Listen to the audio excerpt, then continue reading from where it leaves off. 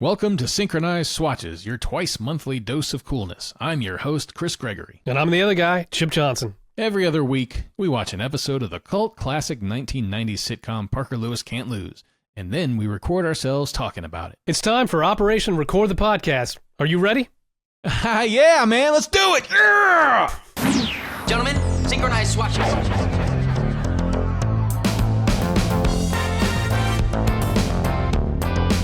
Not a problem.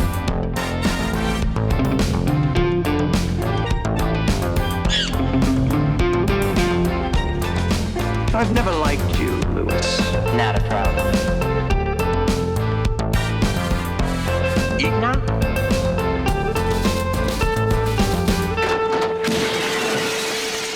Clean out your locker. You're finished. Today we're recording the recap for the season finale of season 1. Yep. So I figured I would just see if you had any thoughts on... We've been doing this for a fucking year. Yeah, no, we started a year ago. I know, exactly. It's worked out to almost exactly a year, which is, it's kind of interesting. I mean, we just randomly said we'll do it every other week. Yeah. And the way it worked out was that, you know, coming up on a year of recording, we're at the end of season 1. So it just kind of... Yeah. We kind of fell into that. Yeah, and we haven't missed any episodes, so it's not like anything got bumped. It just sort of happened that 25 episodes or whatever, you know, took us right to the 1 year mark. Yeah, 26. 26, yeah, sorry. I mean, that makes sense. That's half 52. Simple math, Chris. Simple math. Huh? Yeah, but it wasn't like we planned it. But it kind of wrapped up nice and neatly. Which I like. Or did we? No. Yeah, exactly. No one will ever know. Yeah. No, it's been fun though. I think the biggest thing is, well, I guess there's a couple things, right? It's just been fun, like you said, to just have something every other week that we do, that we put out there, that, you know, especially at the end of the 3 seasons, we'll have this big chunk of podcasts of, you know, this, you know, having gone through this entire show. I think it's going to be nice to have something sitting on the shelf like that. Yeah. And then secondly is just, surprisingly, the access it's given us to the talent that's been on the show, you know, like the people that have been willing to, you know, all the actors that have been willing to sit down and talk with us. And some of them even came back to do recaps with us, you know, like, it's, I guess we had hopes going into this that we'd be able to maybe pull somebody in and talk to them. Right. Later down the road, but it happened a lot sooner than I anticipated. Yeah, that's been like, I may have mentioned this the last time, but that's been the biggest surprise to me, because I just was expecting this to be something we did, you know, as a project, you know, that just, we made a thing, we talked about this show we liked, and, you know, the fact that we're sitting here a year later and we've spoken to people who were on the show, you know, who have actively engaged with us, you know, is amazing. I did not expect something like that to happen. It's, you know, I don't know why. I mean, I don't know why I was just like, there's no way. It's just, I don't know. That's been the craziest part. It's just like this show that we watched as kids, you know, and here we are talking to like Troy Slayton, you know. Like, whoa. Exactly. What? Yeah. No, but yeah, I mean, you say you don't know why, but I mean, it is kind of amazing because, especially, thinking back when we were watching this as kids or teenagers, there's no way you could reach out to somebody like Troy without like going through layers of like, you know, managers and agents and or whatever. And then, you know, before Troy even heard, you know, like before the talent even got word that somebody wanted to interview him or something. Yeah. And who the fuck are we, right? I mean, you know, like it's 2 schmoes. Hey, we have a podcast, you know, like, I mean, it's so I think it is amazing. Yeah, we would have had to have written a letter with our hands, like a couple of monkeys. And send it through the mail. I know, like a couple of monkeys. Put a stamp on it and write our names like a couple of monkeys. We're still a couple of monkeys. Yeah. We just haven't had technology at our fingertips. Yeah.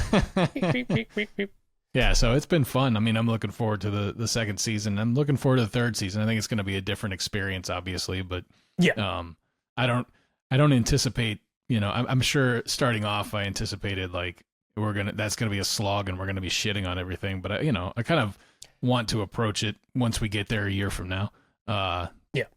To try to find what's good about it, and not hold back on commenting on the disappointing aspects of it. But, I haven't even started that yet, so I'm not going to No, I know. Go in with preconceived notions like that, And I've watched a couple random ones that have popped up from that season that, again, maybe I've lowered my expectations so low that I'm like, okay, they're not that bad. So I've been somewhat surprised, like pleasantly surprised, like, okay, it's not that horrible. It's still noticeably different. It's a different vibe, and feels like a different show, but not near as bad as I was, dreading. There's hope. Really, there's hope still. Yeah, and speaking of hope, I'm hoping that in the next season I hope we have as many people come back as want to, obviously, but I would love if we were able to touch base with some of the folks we haven't been able to talk to yet, and just get their perspective on being on this show and what it was like for them, what it was all about for them, without being pushy about it, exactly. Please be on our show. We're not the type of people that are going to start harassing people or whatever, which maybe you have to do that. I don't know. But I'm not going to be doing that. So I think with our current approach, it's worked really well. I mean, we to say, I think the people who want to talk to us are going to talk to us. I think we're approaching it in the right manner. And the people who don't, I get it. Yeah, exactly. I understand. You've seen totally what we've done.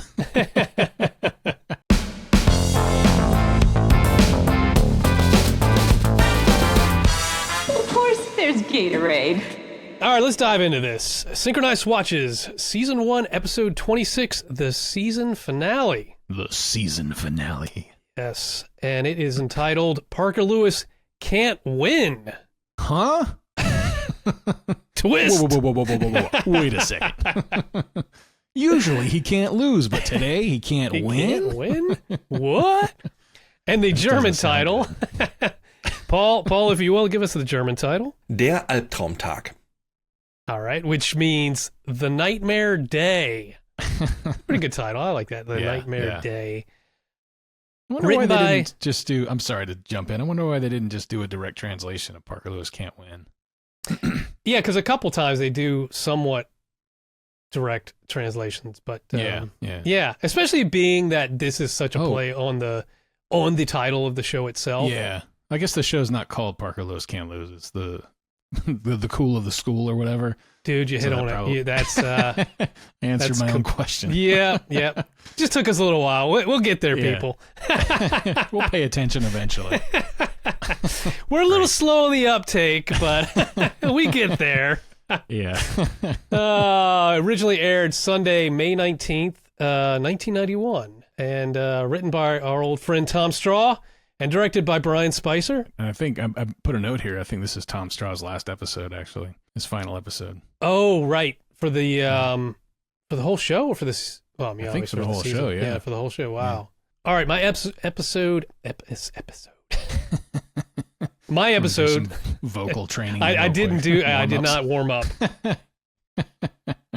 My episode synopsis. It's the last day of the school year. Not a problem for Parker Lewis, right? Wrong. For some reason, Parker has lost his mojo. No matter what he does, Parker Lewis just can't seem to win.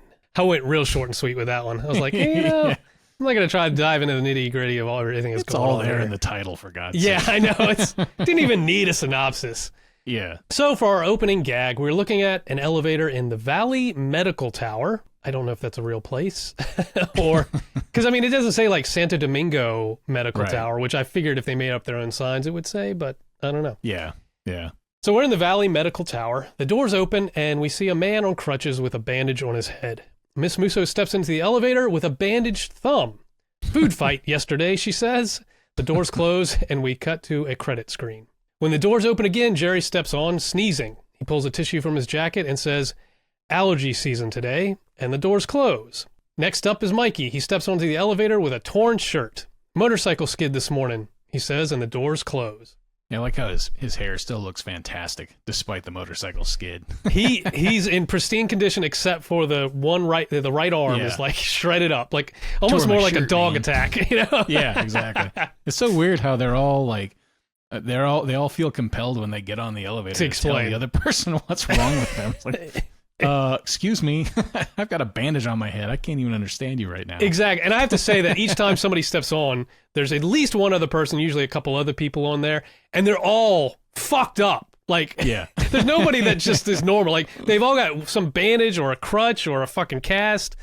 They're all fucked up, man. So lastly, we have Parker, who steps in and says, chemistry final this afternoon, at which point he fakes a cough and the doors close. Oh, Parker. Oh, Parker. So we open on an alarm clock that reads 6:59 a.m. As it flips to 7, the radio comes to life, and we hear a radio spot for Married with Children. It's great, too. It is great. A total fake one, though. I mean, it's like, Right. It's totally fake. And we see Parker slowly waking up in his banana PJs, of course. I always stumble over banana PJs. Banana pajamas, banana pajamas, banana pajamas. There you go. That's your warm-up. Banana pajamas. Banana pajamas.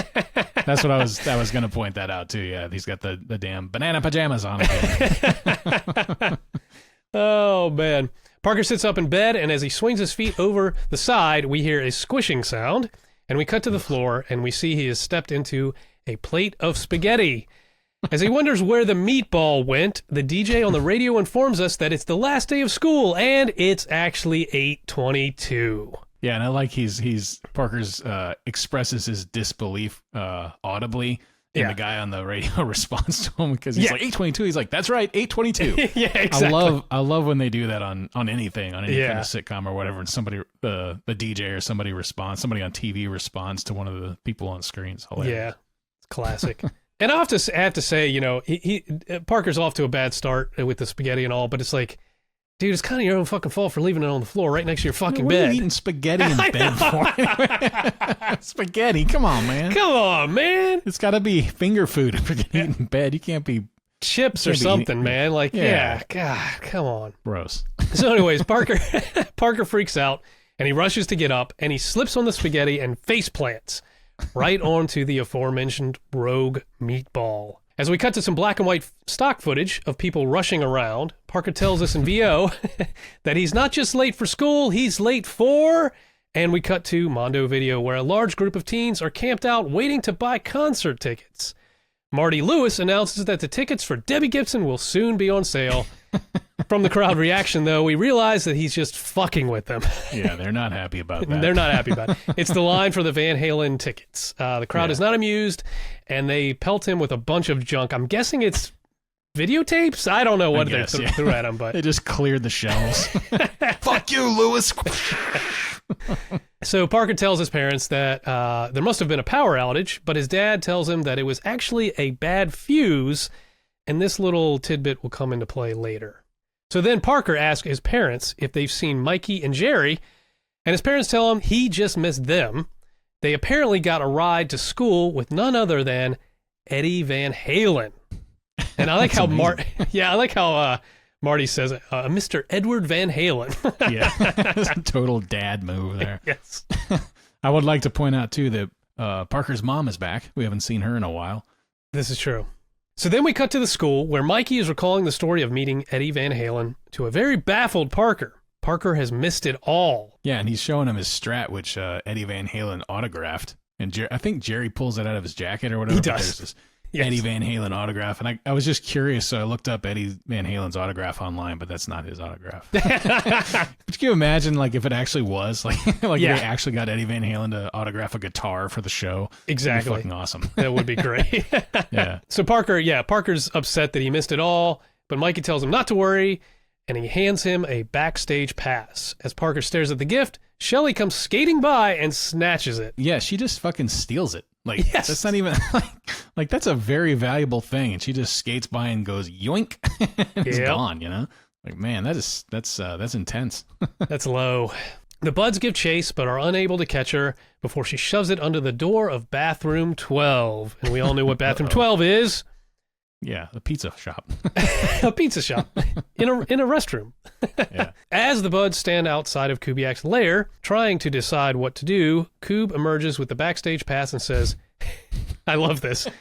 Koob says, great. Hey, everybody. I'm going to meet Valerie Bertinelli's husband. I just love that that's how Koob relates to him. Oh, Yeah. it's Valerie Bertinelli's husband. I know who you're talking about. That's great.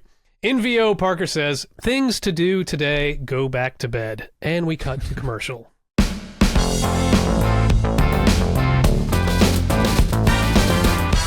I know a commercial break is a long time, but you've got to try and remember. Back from commercial, in VO, Parker says, by 10 a.m. on the last day of school last year, I had eaten a hearty off-campus breakfast, made a beach date with a foreign exchange student, and hid Mr. Loopman's monkey brain specimen in the faculty condiment cart. So far, the highlight of this morning is the artsy spaghetti stain I got on my pajama butt. I like that we got a reference to the monkey brains again. Yeah, exactly. The brains are back. The brains are back. As Parker apologizes to Mikey for losing the backstage pass, which it's a little weird because it's like, it wasn't Parker's fault. Shelley fucking stole it. Yeah. Stole it and threw it into the fucking bathroom. So exactly. I don't see how Mikey can really blame. But anyways, Parker's apologizing. And we see Coob walk by in full black leather metalhead gear, complete with an I Heart Eddie shirt. That is, of course, misspelled. Another great touch. Eddie's missing a D with the little carrot and an extra D. Yeah. Which is on brand for Coob. Yeah. And Jerry then points out that it's not technically lost. Parker agrees, and he decides to ask Coob for the pass back. We cut to the cafeteria. Craning up from a lobster tank, we find Parker sitting with Kubiak, who is eating a normal-sized lunch. Well, normal for Coob, it's humongous. It's quite a spread. And I guess this is provided by Parker in an attempt to woo Coob and soften him up and ask for the pass. It's nice to see another. It's been a while since we've seen a Kubiak spread like that. Yes, like a big, huge lunch spread. So it was cool to see. Yeah, I didn't stop to note everything that's on there, but I mean, there's definitely like a whole ham and like fucking pies. Yeah, and we know we've seen Coop's spread.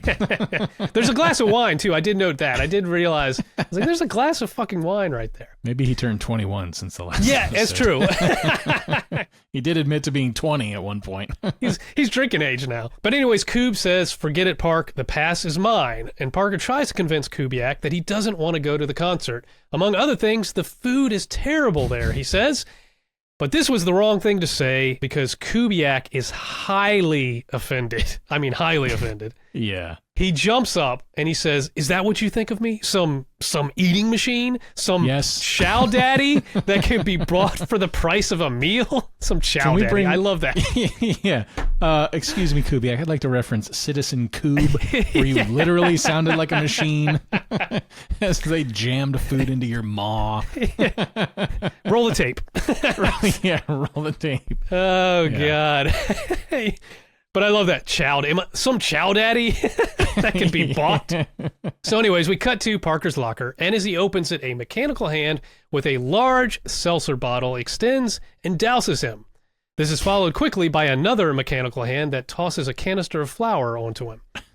Shelley steps in and makes a poppin' fresh remark, the Pillsbury Doughboy. Parker is furious, and he tells Shelley that she has started a war that she cannot possibly win. Shelley says, "Relax, Park. Don't blow a fuse," at which point she tosses him a fuse. She was behind the alarm clock failure all along. Yeah, I made a note here that Shelley is really pushing it in this episode. She's already like totally fucked Parker over 3 times in the first 5 minutes. Yep. You know, this isn't even like, like little gags here, back and forth here and there or whatever. Yeah. I mean, she's going all out today. I would venture to say most of everything that goes wrong today for Park is directly or indirectly caused by something that Shelley has done. Yeah. I mean, she's definitely fucked his day. Yeah. I mean, I was trying. Is there anything that happens that she didn't set up? I don't know. We'll analyze it as we go. Yeah. Anyways, so as Shelley leaves, the janitor, Augie, rolls in to clean up the mess. And of course, Augie is played by the late, great Ray Walston. Ray Walston, otherwise known as Martin from My Favorite Martian. 107 episodes in the 1960s.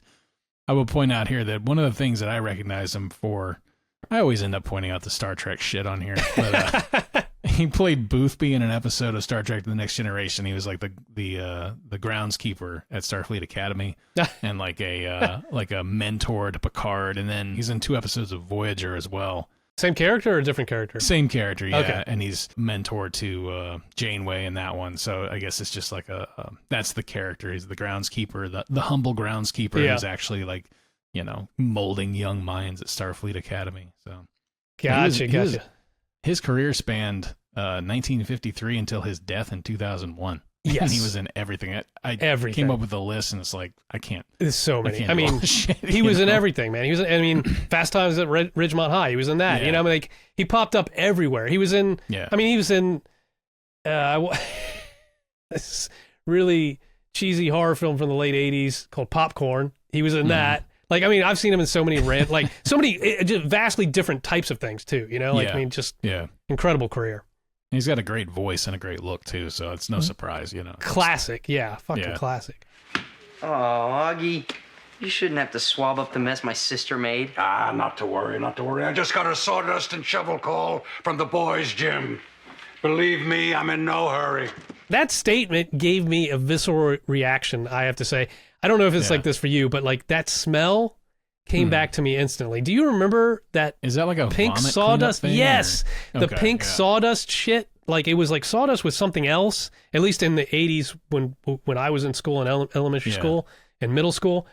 I don't know, because I guess you were overseas at the time, right? I was all over the place in elementary school. Yeah. So, but there was like this pink sawdust, at least that they used at my school, that I feel was pretty widespread. But of course, you had the vomit smell too. But like the fucking fragrance they put in it to cover it up, just combined with the vomit smell to make it just this nuclear fucking reaction that just it's so sickening that to this day I can feel it in my nostrils. And when he said that, I just had a visceral like fucking reaction, man. That's funny. Yeah. They tried to tamp it down, but it actually makes the smell worse. Yeah, it was one of those things. It's like, God, it's just making it worse. But again, I don't know what. I think it was some proprietary thing, because it wasn't just sawdust. At least when I was coming up, it was sawdust and this weird pink dust and like, oh God. It's like dehydrated vomit. Damn it! What the fuck? The best thing to clean up vomit is old vomit. Is other vomit. They go to war with each other. See? Oh God. Gross. Oh, that's so gross. Anyways, moving on. So I'll tell you about my visceral reaction later to something else we see in this episode. Okay, I'll point it out. I look forward to it. Yeah. So Augie hands Parker a towel to clean himself up, and we hear Frank Limmer come over the PA system announcing that Parker Lewis must report to Miss Musso's office immediately. And we cut to Miss Musso's office, where we have some interesting angles. Parker is, I guess, laying down, and Miss Musso is like hovering over him. It's really weird because it's like we're looking down at him and we see the floor, and we're looking up at Miss Musso and we see like the drop ceiling you would see in an in a school or whatever. It's really interesting angles. And there's no wide shot here that establishes what's going on. But anyways, Miss Musso demands the flamingo highlight reel for the summer scramble that she apparently commissioned from Parker in return for not telling his parents about the binocular trapdoor caper. And my note here was, what could that possibly have been? Yeah, I basically had the same note, like, what? I want to know what this binocular trapdoor caper was all about. Yeah. It's just like randomly choosing words and slapping them together. Leaving it to our imaginations. Yeah. We have a flashback of Parker pulling the tape from his fish tank, ruined. And he tells her that he just needs a little time to clean it up a bit. And Miss Musso demands to have it by 2 p.m. as she wants to review it first before it goes to air, I guess, at the summer scramble this afternoon. Because she doesn't want any surprises like her lip-syncing her homecoming speech with Mr. Ed. And I love Parker's response here. He says, of course. Right. Doesn't somebody off camera go like, hey, yes. Wilbur? There's a bite at the cut. As we're cutting to the hallway, it's like, hey, Wilbur. Like right at the cut point. Goofy. Yeah. Or right before the cut point. Yeah. Yeah. Mr. Ed, look it up, kids. Mr. Ed, the talking horse. Fucking talking horse. Oh, God. So we cut to the hallway where Mikey tells Parker that it's all good. They still have all the source tapes, and they just need to make a new highlight reel. Being that Jerry is an editing whiz, it'll take no time at all. So Parker thanks the buds and tells them to synchronize swatches. They all throw their fists into the circle, but Parker is a little overzealous and he punches Jerry's tender little hand. Jerry screams in pain and tells us that he thinks his proximal phalanx? Proximal phalanx? That's right. No. Proximal phalanx may be fractured. Poor little bird bones. Poor little bird. So Parker apologizes and he says he'll take him to the nurse's office. But unfortunately, as Parker takes him by the hand, he ends up injuring Jerry even more. I don't know if he breaks his wrist or what. And my note here was, man, Jerry really needs some like calcium supplements or supplements or something, man. Like, get yourself some drink vitamin some milk. D there, buddy. Vitamin C, vitamin D. Let's get it together. Drink a glass of milk, Jerry, man. Your bones. So, further adding to the upside down nature of the day, Jerry says, "Sir, don't help." And Mikey leaves Jerry off to the nurse's office, and Parker is left alone. He muses that everything and everyone he touches breaks. What I wouldn't give for one ray of sunshine, he says. Oh. And then, and then, as if in answer to his prayers, Becky Grant steps in and hugs him. Yeah, I made a note. Becky Grant's back. Yes. Kim Valentine from episode 4. I just noticed. I just wrote like, what the hell?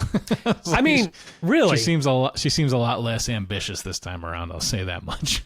Just like a completely different character. 100%. And also, like, apparently I guess they're kind of dating now, Who knows? but there's been so many girls in between. Yeah, I can't keep track, but apparently she's back in the rotation. Yeah, I was gonna say, like, I made a note about this for later, but maybe we can talk about it now since you sort of brought it up. I wonder how the writers approached the show as far as like Parker's girlfriends go. Yeah, like, because we haven't seen her since episode 4, and here he refers to him as his former girlfriend. I guess a little later in the episode he refers to her as that. Yeah. For reasons we'll find out in a second. But like, I wonder how they approached writing the stories. Like if they were all completely separated and just like picking characters, like, oh, let's put them with her this week and her this week, or they just didn't think about it at all. Maybe they just didn't give a shit. But it's just strange because there is no continuity. I'm just I was thinking when I was watching it, like, I wonder how they approached that. If they were just like, well, let's just make it Peggy. What's her name? Donna Sue this Horton. Week. Yeah. And let's make it so-and-so this week or whatever, and not even giving a shit, or if it's just like a joke, or whatever, I mean, it's not like important, but it just made me think about it since we haven't seen Becky Grant in 22 episodes, and all of a sudden it's like she's throwing herself at him, it's like, yeah. Did they write episode 4 and then the idea for this episode was like on their minds as well, and they wrote them kind of close together, and then they got split up over the course of the season or something, just I'd be interested in that part, Yeah, I'd be interested in talking to the writers just to know that process. I mean, as a writer myself, just knowing the process, like, how things, I love hearing that part of it. Yeah. But yeah, was it they just got shuffled the episodes, or was it they just like, fuck it, that actress is available. It used to be like, it was in the script, it was Donna Sue, but so-and-so is not available, so let's just throw Becky Grant in instead. I mean, could have been that too because of schedules, any number of reasons it could happen for sure. I mean, all women just are interchangeable anyway. Exactly. So who the fuck cares, right? Right, everybody? Yeah. Why did your podcast get canceled right after the first season? Well, yeah. I'm sure it's more. There's no fucking continuity. It's a sitcom. Who gives a shit? I mean, that's like, probably we're overthinking it. Yeah. More of a curiosity. This is early '90s sitcom. Yeah, and I don't think anybody associated with the show thinks that women are interchangeable. No. That was a joke. No. I'm the ass in that situation. So anyways, Becky Grant steps in. She gives him a hug, and Parker's spirits are lifted until Becky tells him that she cannot go with him to the summer scramble because she's going with someone else. Someone else asked me, and I'm going with him. Conrad Fleck! Parker, my search is over. I finally found my soulmate. Do I have egg salad in my teeth? I've been flecked. Yeah, that was the visceral moment for me. I could smell that shit. And I was like, I made the note, like, that made me retch. I was just like, gross, man. You can see the egg salad in his fucking teeth when he's grinning. It's like, ugh. Yeah, it's, It's grotesque. Yeah, It's over the top. Horrifying. But that's the point. It's for some reason Becky has decided to leave Parker and start dating this guy who's incredibly gross. Probably because Parker hasn't talked to her in 22 episodes. That could be it. She's like, enough. If that's the case, then I mean she's actually taking it pretty well. She's like, you know what? I've been thinking. I gave you 6 months to decide, okay? So Parker passes out at this revelation, and we cut to, I mean, he just keels over. Yeah, it's very cartoonish. She falls over. Yeah.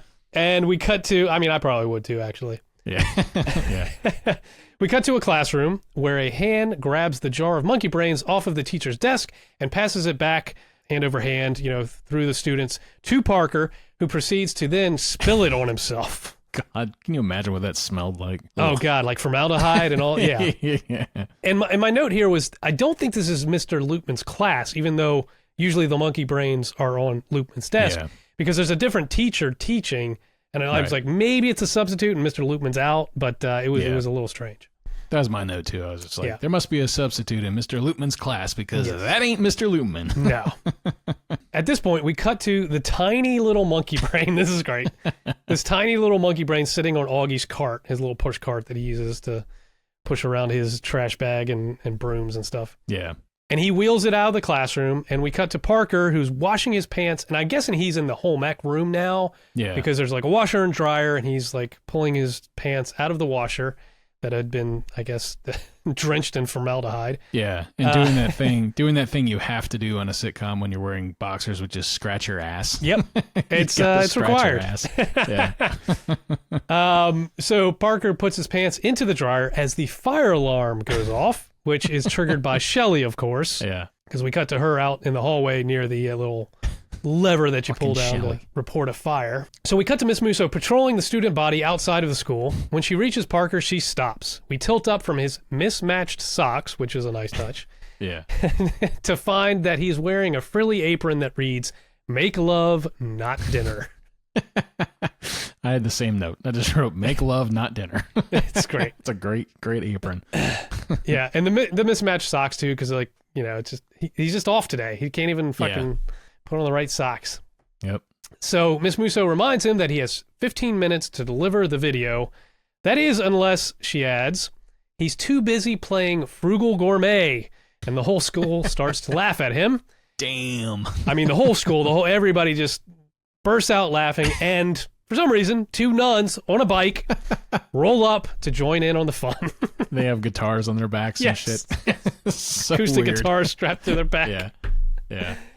Oh, God. They're sitcom nuns. That's what they are. Sitcom nuns, yes. And we cut to Parker Central. Parker finds that Mikey is hard at work finishing up the highlight reel. Hold on. They're from the what is it? The Sisterhood of the Perpetual Laugh Track. There we go. Yeah. I had to throw that in there. That's good. I don't think they call them sisterhoods, but whatever. No. Our Lady of Perpetual Laugh Track. Yes, there you go. Our Lady of... Patch that in. That's great. Oh, man. I had to go back there for that one. Sorry. Yeah, that was good. It was worth it.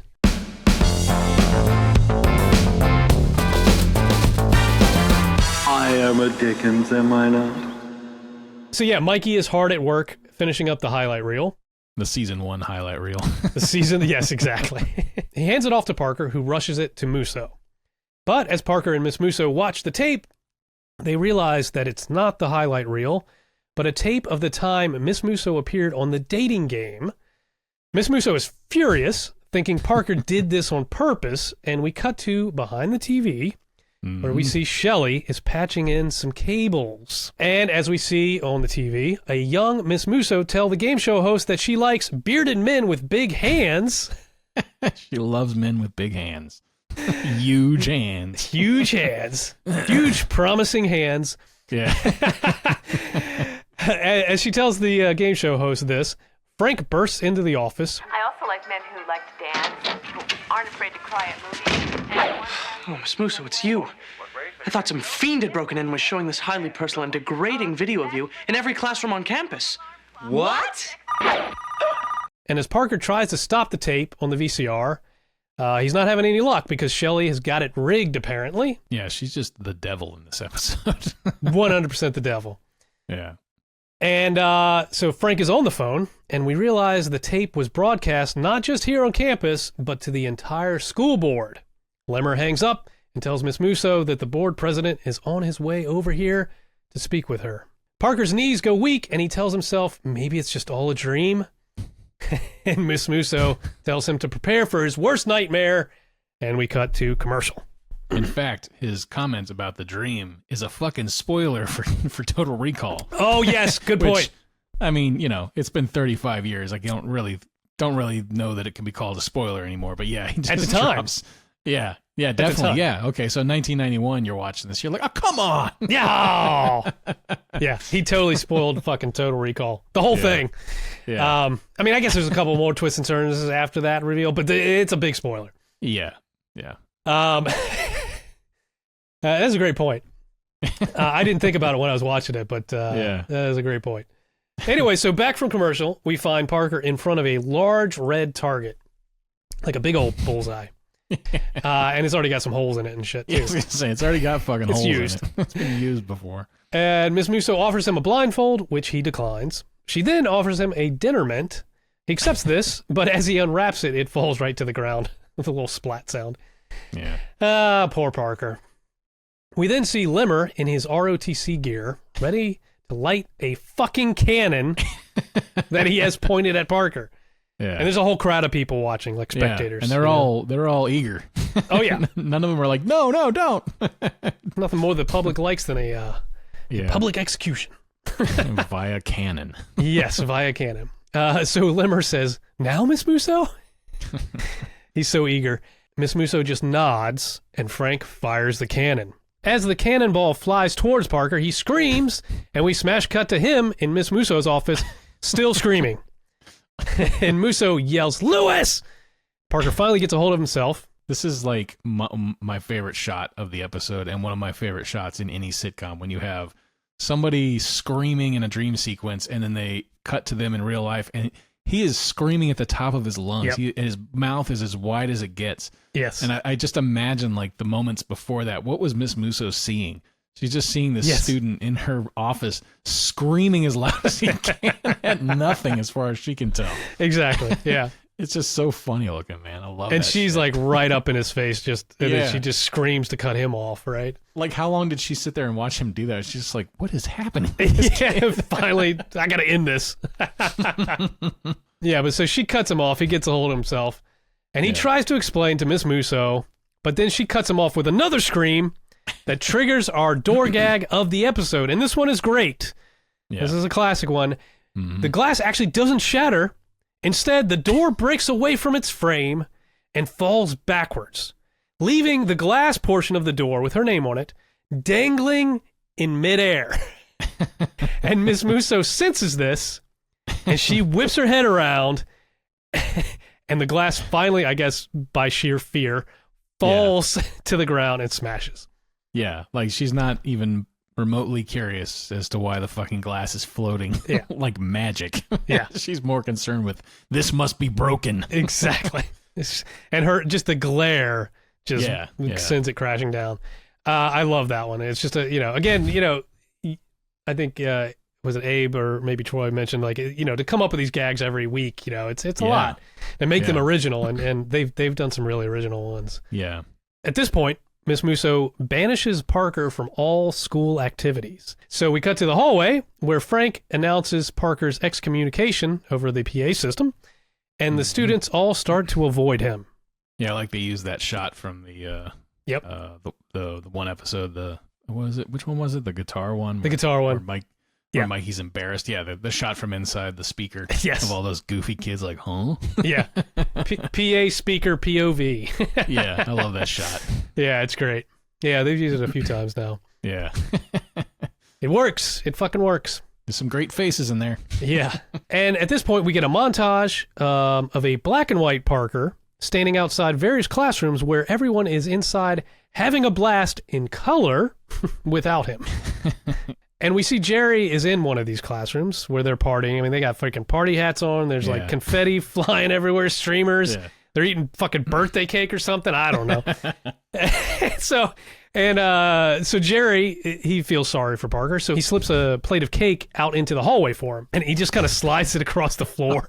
Like he can't hand it to Parker for some reason. He's got to he opens the door a crack and then just slides it out on the floor. So Parker, instead of picking it up for some reason, gets down on his hands and knees to eat this cake. It's so weird. It's so weird. But before he can take a bite, I mean, he's got the fork ready. He's going in. But before he can get a bite, a large army boot comes into frame and smashes it. I think he does that thing, like he's almost doing that thing you see in sitcoms where like the Three Stooges used to do, where they'd make something and then they'd sit there wasting time with their, tying, tucking the napkin in and like, doing the little knife and fork thing, like, exactly. and then a fucking, boot comes in. Lands. Yeah, boot comes in there and smashes it. Right? Yeah, and it's like the cake is funny too because it's like a razor thin slice of cake. It's just like this. It's like a 1/4 inch deep piece of cake on its side. It's just so like what you would get in school, like this little suggestion of cake on a on a plate. That's the best way to describe it. It was just the suggestion of cake. It wasn't really a slice of cake. It wasn't. No wonder Larry just stomped on it. He didn't even notice it was there. It's not even worth eating. Yeah. Anyways, spoiler. We follow the boot to find that it's Kubiak. Yeah, sorry. Walking down the hall. We find out it's Kubiak walking down the hall, and he's jamming out to a Walkman. I presume that he is familiarizing himself with Van Halen's music catalog before the big concert. Yeah. Because he's like just dancing. Yeah. With headphones on, he's holding the Walkman in his hand. Yeah. But we follow him down the hallway, and he's walking towards a wall, which we've seen this before, and he burst right through the wall, leaving a cardboard cutout. Yeah, he didn't end up at the mall this time, though. No, so that's good. He just ended up in another hallway in the school, and he takes a right or something. So at this point, we cut to the rooftop, which we haven't seen in a while. We haven't been up on the rooftop in a while. Mm-hmm. So Parker's sitting there in his lawn chair, sipping a tropical drink, as he is wont to do when he's up there. And there's, again, there's some fruit in the background, and there's another lawn chair. I guess Mikey. The fruit's back. Yeah, Mikey's lawn chair is sitting there empty. But Augie steps in. Augie, the janitor, returns, and he helps himself to that free lawn chair and a free tropical drink. I think it's the drink that Parker set down, because I think so, yeah. He was drinking it, and like the freaking umbrella popped off or something. Yeah. Just yet another thing going wrong. So he sets it down.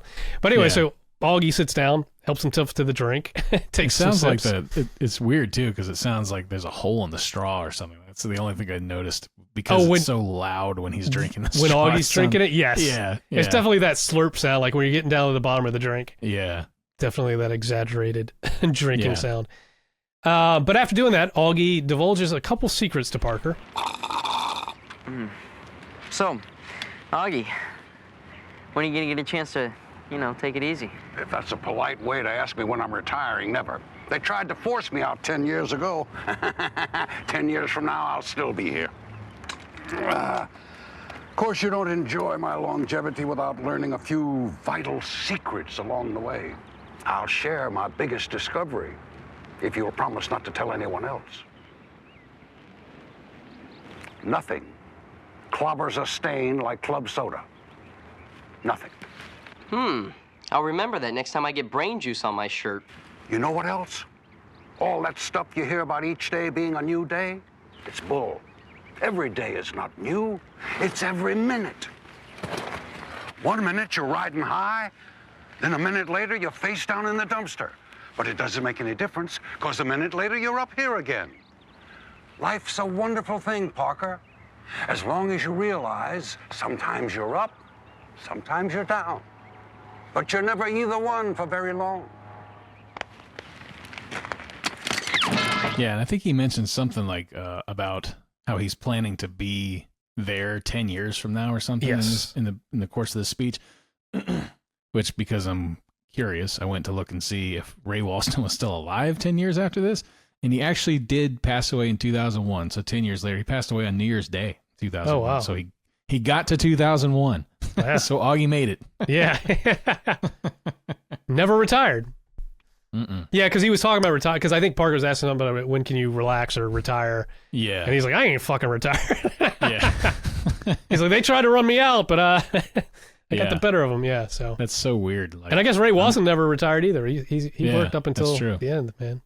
it's just weird to see a guy, talking about never wanting to retire. It's like, okay, that's cool. If you like what you do with the janitorial work, whatever. Yeah. But anyway, I mean, I think if you like what you do, you don't want to retire. But yeah, usually people don't like what they do. That's the I problem. can't wait to retire. That's why everybody wants to retire, because everybody hates Yeah. what they do. I want to go be a janitor after high school, clean up puke. Not that there's anything wrong with that. Not that there's anything wrong with that. If you love what you do, man, that's all that matters. Yep. So this speech gives Parker a renewed confidence, and he sets out to right some wrongs. Phase 1, he says, is win back the girl. But as he approaches Becky in the hallway, Limmer steps in and squashes that plan. So phase 2, Parker says, is quit. It's pretty good. He got there pretty quick. yeah. There's like, it reminded me of the Matt Stiles one where it's like, there have been a couple of times this season where it's like Parker gets like a pep talk from someone, he gets his confidence back, and he immediately falls on his fucking face and just gives up. Yeah, exactly. It's like you expect, phase 2 is this, phase 3 is this, phase 4, all right, I quit. But it's like, phase 2, he's like, I give up. I tried one thing. The hell with this. Limmer defeated me. Oh, God, it was hilarious. Anyways, phase 2, quit. So Parker decides to give up and ditch school, and we get a little montage of things still going south. He walks down the sidewalk and gets chased by a rather aggressive corgi. That's great. Then he's on the playground, attempting to go down a slide. He gets stuck halfway down. I mean, he is a little big for that slide. Yeah. And then he's riding one of those springy animal things that just kind of like rock back and forth on a big industrial spring. Yeah. And it actually throws him off. Yeah. It I made it. Yeah. bucks him. I made a note here that he's playing on good old fashioned metal playground equipment from back in the day, Yep. So next stop, drinking from a hose. Yes. In our tour of 80s and 90s childhood playground activities. Exactly. And then he's got to be home before the streetlights come on. Yeah, sure. After the park, we find him at a wishing well where he throws a coin in and he gets completely soaked by the splashback. Yes, he does. So we cut to a dry cleaner's where Parker has just gotten his shirt back, nice and dry, when the cops show up and I guess arrest him. Yeah. I mean, essentially, I guess he's arrested because they drag him by his ear and throw him into the back of the car. They don't say anything. They just grab his ass by the ear and throw him in the car. So it turns out that they're actually bringing him back to school. Yeah, and they put cuffs on him, too. He's sitting in the back seat with cuffs on. Again, that's why I'm like, I guess they fucking arrested him. Yeah. I mean, I guess technically he's truant, but I don't know if you could fucking handcuff a kid for being truant. But I don't know. I did notice that I think cop number 1 there might have been Brian Spicer. Oh, really? I don't know about if the other guy was Tom Straw because I couldn't find a picture from the time of Tom Straw. Okay. But I've seen him before in an episode, and I'm pretty sure I'm pretty sure that was Brian Spicer, the one on the left when they're walking down the hallway. Dude, that's a great catch. That's a great catch. I did not. It's like, look at these guys. I bet they're somebody. So yeah, that's I great. looked up a picture of Brian Spicer. I was like, oh, I think that's him. Oh, that's awesome. I'll have to go back and look at that. That's great. You Good said catch, Tom sir. Straw was in the. Thank you. You said he was in the reunion episode. Deja Dudes. Yeah, he was sitting at one of the tables. Okay. Like in the foreground, you see him for at least one shot. Yeah. Okay. I might go back and look at that. See if that's him. So yeah, I mean, they handcuffed him. They dragged him back to school. So as they burst into the cafeteria with Parker, we see Miss Musso standing with the student body. The place is decorated for a party, but no one is partying. Nope, they're all standing around. I noted that they've all got a lot of. They're all wearing very cool, very 1991 gear. Yeah, and there's one guy in overalls with one of the straps down. Yes, like now that looks like 7th grade to me. 100%, 100%. So Ms. Musso informs Parker that because he wasn't there, the students have gone on a party strike. She decides to reinstate Parker to all social functions so that the party can commence. Everyone cheers and begins to party down. In the excitement. Jerry shouts his little it's not exactly a catchphrase, but I said hallelujah, and which he's done a couple times. Yeah. And as he says that, he like throws his fist in the air, and it breaks out of the cast that it was in. And apparently, I guess he's like miraculously cured, like his broken phalanx and wrist have like that healed. happened like 2 hours previous to this. Yeah. So, anyways, I like that the cops are in the background wearing party hats. Party hats, on their hats. That's a good They've note. got their cop hats and like party hats on top. So everybody's partying, and Parker asks Miss Musso about the fallout from the video mix-up. So Miss Musso tells him that it turned out to be a blessing in disguise. The board president wanted to see her, not to reprimand her, but to date her, apparently. Yeah. And we get a shot of him, too, like because I think she goes off to be with him or whatever, and he's got a beard, and I guess he's got big hands. I don't know. His hands look big compared to hers. Yeah, he definitely has "I want to date you" in his eyes. Yes, he does. That's the vibe he's putting out, is he wants to date her. Yes. Exactly. And she's giving it back. To him. Yeah. We know Miss Musso. Yeah. So, anyways, she heads off to be with bearded, big hand board president dude. And bearded, big hand board president dude. And then Kubiak steps in. And he tells Parker that all is forgiven. And Parker asks if that means that he's going to give the backstage pass back. And Koob says, yeah, right. And he leaves. And then at this point, Becky Grant crosses frame, being pestered by Conrad Fleck, apparently, because he's doing something. I don't know what the fuck he's doing, but she is not having it. And I think she audibly breaks up with him at that point. Yeah. And Parker takes joy in seeing this, of course. And then he runs into Augie, and he thanks him for his advice. And as Augie leaves, Mikey calls Parker over for a photo op with him and Jerry in front of the Santo Domingo seal, which is hanging on the wall there. And as he joins the buds, we pull out to break the fourth wall and reveal the entire crew shooting the scene. You know, I walked around all day thinking Parker Lewis can't win. But with friends like these, and a little bit of luck, I'm becoming convinced that maybe, just maybe, Parker Lewis can't lose. So that's how they do it. Come on, Ferris, let's get out of here. That's a wrap. I love that whole sequence. That's so cool. It's good. It's great. Because you can see Clyde Phillips in his chair there, with the name on it, and the Lon Diamond's there, and like, I'm sure all the director and all that, it's just it's cool how they pull out like that, and and then we get the little dunk on Ferris Bueller there. So good, because at this point, I guess Ferris had been canceled.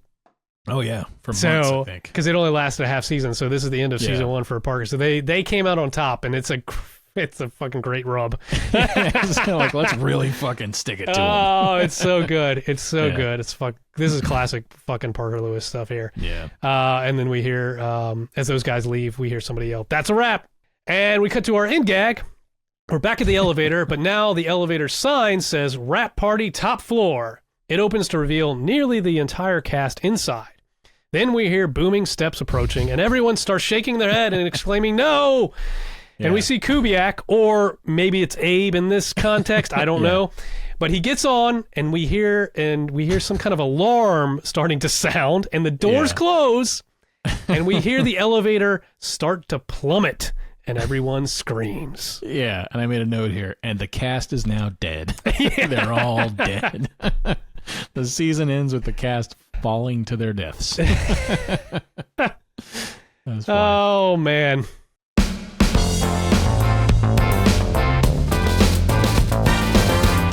What have you got to say for yourselves? And that's a wrap on season 1. Yes, that is a wrap. No, that was a great way to end it. I mean, breaking the fourth wall, the poke at Ferris, the Ferris Bueller TV show failing. Yeah. It's just a lot of good stuff in this episode. I think even if there's a couple little plot holes or whatever, it's just, I think it was a very fun episode. It felt very Parker Lewis. It felt prototypical Parker Lewis, Yeah, and I feel like with a show with a title like Parker Lewis Can't Lose, you kind of have to do the Parker Lewis Can't Win story at some point. Yeah, saving it for the end of the season was a good idea. I liked Ray Walston on there. So good. Excuse me. You know, the advice he gives him is a little. Yeah, that's what I mean. You know, sometimes you're up, and then the next thing you're down, and then so you're don't back worry up about again. it. You know? Yeah, so don't worry about shit. Essentially, Augie's advice was, "Fuck it, dude." Yeah, exactly. Yeah, in no uncertain terms. Hey, fuck it. What are you gonna do, Yeah, you know, but. And the fact that, like, you know, Parker didn't really do anything to earn the turnaround. Yeah. You know, he quit. He quit. Yeah, that's what he did. He said, fuck it. Yeah. He took his advice. He quit. He went and got his shirt clean, and the cops dragged him. And the only reason why, you know, his day turned around is because the student body decided they had to have Parker there. So maybe that's something, you know. Maybe. But, and I mean, I guess you could read into it that, like, he's done so much for them along the way that they're returning the favor. Because Mikey says that too, like with the backstage pass earlier on. I didn't mention it in the recap, but like when Parker's missed out on meeting, you know, Van Halen, Eddie Van Halen and all that, Mikey's like, he gives him the backstage pass as kind of a, you know, to make him feel better. And Parker's like, I can't take this, dude. This is yours. Like, this is your dream. Like, and you know, so he refuses to take it at first, but Mikey's like, dude, he's like, I spent the whole year fucking off, and every time you fucking save me, you know? So, like, it's kind of like one of those things that I guess it's all coming back full circle to Parker, everything he's done for people. You could read into it like that, yeah. But again, ostensibly, so many gags and things that just classic Parker Lewis, you know, cartoony shit that just make it fun. Yeah, and I'm glad they brought Becky Grant back again. It was nice to see her briefly, even if she was a shell of her former self. And and I think that's actually a series wrap on Conrad Fleck, too. I don't think he's back after this episode. So. Oh, interesting. Yeah. Yeah. I mean, you know, I don't want to see his egg salad sandwich face again, so that's okay. But he was a fun character to have throughout as well. So, totally. You know, it's kind of a bummer he's not going to be back. But I was just saying, because even like, you know, when he popped up in Teens from a Mall and he was... talking about the corn dog and getting stuck in his teeth. Yeah, proper implementation for the like, you know, just a quick cut in with him. Like, you know, it's always fun. So it's kind of a shame if that is, you know, series wrap on him. Good end of the season. Fun ending there, especially at the end. That last sequence was. I liked that kind of stuff. So it was cool to, you know, nobody draws attention to it. It's just, you know, you blend the real world and the sitcom like that. Is, you know, interesting. Yeah, I love it. Cool. And then Fourth kicking wall Ferris stuff. Bueller in the balls. On the next Synchronize Swatches. When we come back with our next episode, we will not be starting season 2 off immediately with episode 1. We're going to do a special episode focused on something else. It's Parker-like, but that's the only hint. That's the only hint we'll give you. But yeah, we're going to do a one-off episode in 2 weeks. And then 2 weeks from then, we will return and start season 2, episode 1. Season 2, episode 1. Yeah, so Parker that Lewis is the explanation of why there is no synopsis here. Yes. Because if we gave you the synopsis, it would give it away. Yeah. It'll be fun to do a recap of something a little different. Yeah. My brother's a dead man.